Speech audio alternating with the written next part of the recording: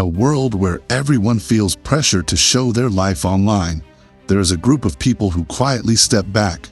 They don't post every moment. They don't announce every achievement.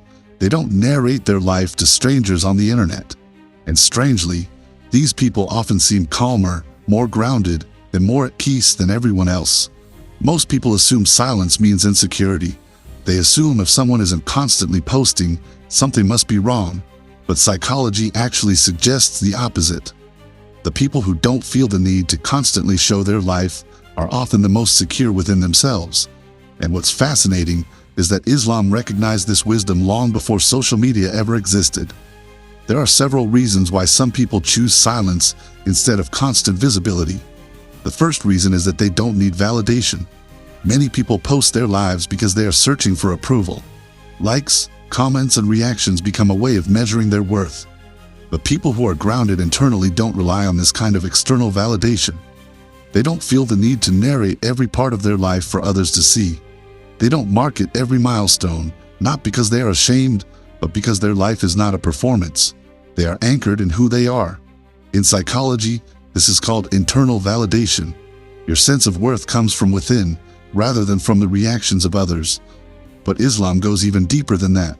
In Islam, there is a powerful concept called ikhlas, which means sincerity. The Prophet ﷺ taught that actions are judged by their intentions. When a person becomes overly focused on showing their actions to others, something dangerous can happen to their intention. A good deed can slowly turn into a performance, and sometimes protecting your sincerity means protecting your privacy. Not everything meaningful in your life needs an audience. The second reason is that they trade attention for peace. Social media rewards visibility. The more visible you are, the more attention you receive. But attention comes with a cost. The more people who have access to your life, the more opinions, judgments, and expectations you invite into your world. And some people eventually realize that constant exposure is exhausting. They begin to protect their peace the way others protect their image. They stop explaining their life to everyone. They start becoming more selective about who gets access to their world. Islam also encourages this kind of wisdom. The Prophet ﷺ taught that part of a person's excellence in faith is leaving what does not concern them. Not every thought needs to be shared. Not every moment needs to be broadcast. Sometimes peace grows when life becomes quieter and more private. The third reason is that they are not missing out. They are mastering their life. Silence is often mistaken for absence. But in reality, silence is where deep work happens. While some people are busy documenting every step of their life, others are quietly building it. They are working on themselves. They are learning. They are creating. They are focusing on who they are becoming, rather than who they appear to be. Psychologists often say that mastery requires undivided attention. When your focus is constantly split between living your life and displaying your life, it becomes harder to grow deeply. Islam also emphasizes this idea of internal growth. The Quran repeatedly reminds believers that Allah looks at what is inside the heart. True transformation is not always visible to the world. Some of the most powerful spiritual changes happen in complete silence between a person and their creator. The fourth reason is that they become selective with their energy. Some people assume that quiet people are antisocial, but often they are simply more intentional about where they invest their time and attention. They understand that energy is limited. Not every conversation deserves your focus. Not every person deserves full access to your inner world, and so they move more carefully. They share selectively.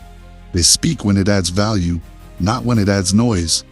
Their privacy becomes a boundary that protects their peace. In Islam, this kind of wisdom is also deeply valued.